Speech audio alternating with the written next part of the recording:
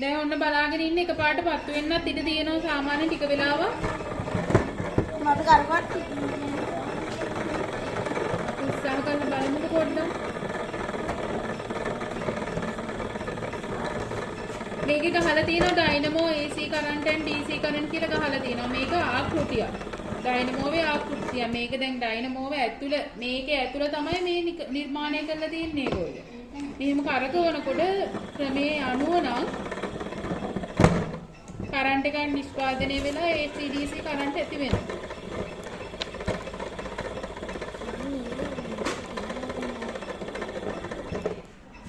කීට කරේකට එරන්නේ light එක ගිහලා. Light එක ගිහිල්ලාද?